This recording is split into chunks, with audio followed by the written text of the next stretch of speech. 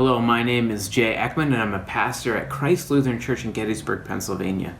And today I want to talk about white fragility and privilege, and what do we mean and not mean when we say those phrases. In many ways, white fragility holds racism in place. Now, that is a loaded statement, and I want to unpack what I mean by that. So first, what is white fragility? This is a phrase that has received a lot of traction these past few months because of Robin DiAngelo, who coined the phrase in her book, White Fragility. White fragility is used to describe the disbelieving defensiveness white people exhibit when our ideas about race and racism are challenged, and particularly when we feel implicated in white supremacy. Basically, it describes the difficulty we as white people have in discussing racism, and in particular, white people may act in certain ways when people of color discuss racism. That when we are pushed on the topic of racism, we can show a whole host of behaviors such as being argumentative, or just being silent, even withdrawing from the situation entirely. And it could be anger and fear, guilt, even tears.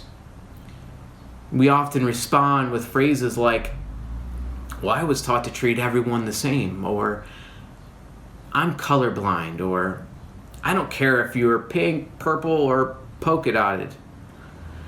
And we'll point to friends and family members of color, a history of our civil rights activism, or other issues such as class and gender. These are all reactive behaviors to racism, and here's the damage: that by behaving in this way, we may prevent people of color, our neighbors, the ones whom we are to love, from attempting to talk about racism. And these may seem like well-meaning phrases, but really keep us from listening to what they are trying to say to us. Something that has historically and currently hurting people of color and us. This means that we may be unable to think about racism critically. And this can lead to an inability to consider the perspectives of people of color. Now, all this touches on another important topic that I want to talk about. White privilege. Now, white privilege is a two-part word that often inspires pushback, so I want to dissect it and talk about what it's not, so we can talk about what it is. The word white, or as I have previously used, white people, can create discomfort among those of us who are not used to being defined by or described by a race. And the word privilege, especially for poor and rural white people, sounds like a word that doesn't belong to them. Like a word that suggests they've never struggled. And this defensiveness really derails the conversation. So white privilege is not the suggestion that white people have never struggled. Many white people do not enjoy the privileges that come with relative affluence, such as food security. And many do not experience the privilege that comes with access, such as nearby hospitals or good schools. And white privilege is not the assumption that everything a white person has accomplished is unearned. Most white people who have reached a high level of success worked extremely hard to get there.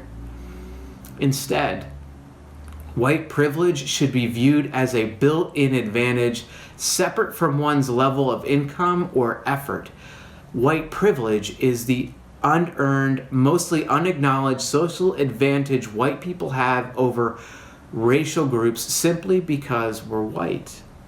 The term white privilege, which was popularized by Peggy McIntosh in 1988, she wrote a paper in which she likened white privilege to an invisible, weightless knapsack.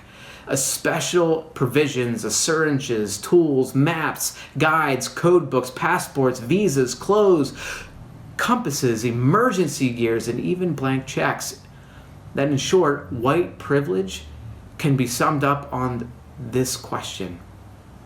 On a daily basis, what do we have that we did not earn? And this plays out on a variety of levels, like being able to walk into a store and find the main displays of shampoo and Band-Aids were catered towards our hair type and skin tone. Having a white-sounding name and making it in the door for an interview, even though a person of color may have the same resume, or being able to turn on the television and see main actors and actresses of our race widely represented.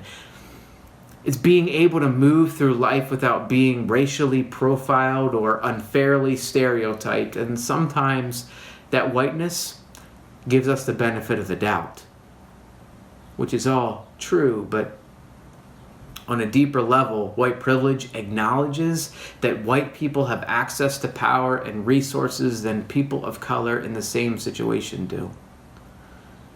Now let me repeat that. White privilege acknowledges that white people have access to power and resources than people of color in the same situation do.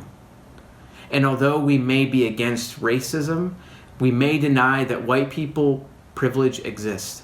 That by objecting to white privilege, we contradict our objection to racism. Now let me be clear, when we experience white fragility, it doesn't mean that we are racist, but our actions, behaviors, and feelings may promote racism. That avoiding the topic of race contributes to racism. That by disregarding the notions of white superiority and white privilege, racism will continue to hold its place in society. Now, many factors contribute to white fragility, like superiority, and although it may not be racism, it supports a racist culture. And by building racial stamina, that is, the ability to talk openly and constructively and civilly about race, we can tackle the issues surrounding racism. That we can love our neighbor more deeply by being more open and critically discussing the issues of race. That is why it's not simply enough not to be racist. We have to be actively anti-racist.